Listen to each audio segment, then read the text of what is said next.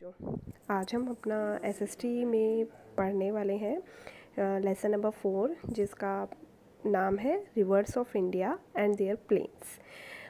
इस चैप्टर की जो स्टार्टिंग होती है वो दो बच्चों से है, अनु और तनु।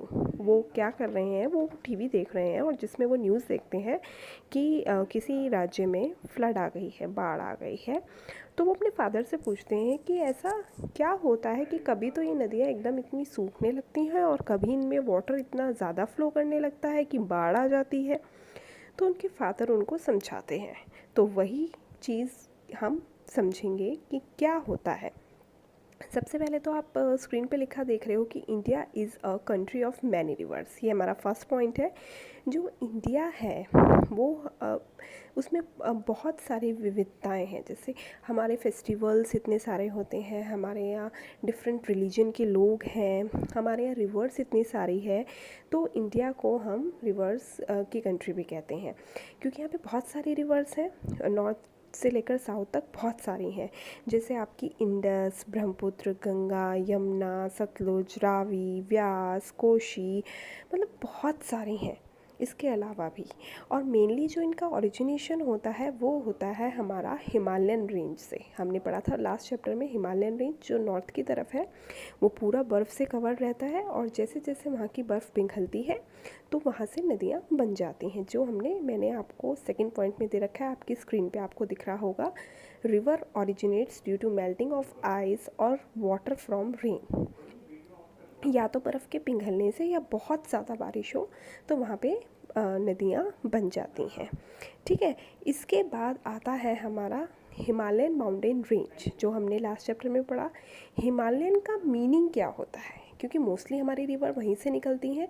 ठीक है, तो हमारा हिम और आल्य, इसको दो पार्ट्स में डिवाइड किया गया है। हिम का मतलब होता है स्नो यानी कि बर्फ़, और आल्य का मतलब होता है घर। तो बर्फ़ का घर, हिमालय का मतलब ही ये होता है। इसके बाद आता है हमारा नेक्स्ट टॉपिक, ग्लेशियर्स। ठीक है, ग्लेशियर की डेफिनेशन आपको स्क्रीन पे लिखी दिख रही है। The ice which is present on the peaks of the mountains moves due to gravity and is known as glacier. यानी कि ये जो बर्फ़ की चोटी पे पहाड़ की चोटी पे जो बर्फ़ जमी रहती है उसको हम ग्लेशियर बोलते हैं। और वो मूव डाउन, मतलब ग्लेशियर तब बोलते हैं जब वो मूव डाउन कर लेती है नीचे की तरफ। और ऐसा किस लिए होता है, ग्रेविटी के कारण। इसके लिए अगर मैं आपको पिक्चर दिखाऊं तो आपको शायद ज़्यादा क्लियर होगा। जो हमारे ग्लेशियर्स होते हैं वो ऐसे दिखते हैं, पूरे स्नो के पहाड़। और ये मतलब पहाड़ की चोटी एक तरह से कहें, खिसकते खिसकते ग्रेविटी के कारण नीचे आ जाती है, जिससे ग्लेशियर कहते हैं। ये हिंदी में अगर हम इन्हें पढ़ें तो ये होते हैं हिमनद, हिमनद। ठीक है, और इंग्लिश में इनको बोला जाता है ग्लेशियर्स। जैसे मैंने आपको बताया था कि गंगा रिवर जिस ग्लेशियर से निकलती है उसका नाम बताया था गंगोत्री। ऐसे ही यमुना निकलती है यमुनोत्री से। इस तरीके से ग्लेशियर बहुत सारे हैं। और जो हमारा इंडिया का ग्लेशियर, सबसे बड़ा ग्लेशियर जो है वो है हमारा सियाचिन। ये भारत के नक्शे में आपको नॉर्थ दिखाया हुआ है, जिसमें आप जम्मू कश्मीर देख रहे हो, लद्दाख देख रहे हो। यहीं पे ऊपर वाइट कलर के पोर्शन में ये आपको सियाचिन ग्लेशियर दिया हुआ है। ये हमारे इंडिया का सबसे बड़ा ग्लेशियर है जो चीन के बॉर्डर के साथ लगा हुआ है, सटा हुआ है। ठीक है, ये तो हमने पढ़ा ग्लेशियर के बारे में। अब हम आगे कंटिन्यू करते हैं अपना टॉपिक रिवर्स को लेकर, क्योंकि हम इस चैप्टर में पूरा रिवर्स के बारे में पढ़ने वाले हैं। तो अब इसके बाद क्या हुआ, आप जो मैंने जैसे कुछ नाम बताए थे नदियों के, आप उनको एक बार नक्शे में भी देख सकते हो। ये हमारा इंडिया का नक्शा है, इसमें मेन रिवर्स दिखाई हुई हैं, सभी रिवर नहीं दिखाई हुई हैं। इसमें आप सबसे ऊपर देख रहे हो चिनाब है, सतलुज है, यमुना है, गंगा है, और ब्रह्मपुत्र है, महानदी, तापी, नर्मदा, गोदावरी, कृष्णा, कावेरी, मतलब बहुत सारी नदियाँ हैं। ठीक है, तो ये सारी हमारी नदियाँ हो गई। भारत में इनकी क्या क्या पोजीशन है वो हमने इस नक्शे की हेल्प से जाना। और अब हम आगे बढ़ते हैं, अपने चैप्टर में कंटिन्यू करते हैं।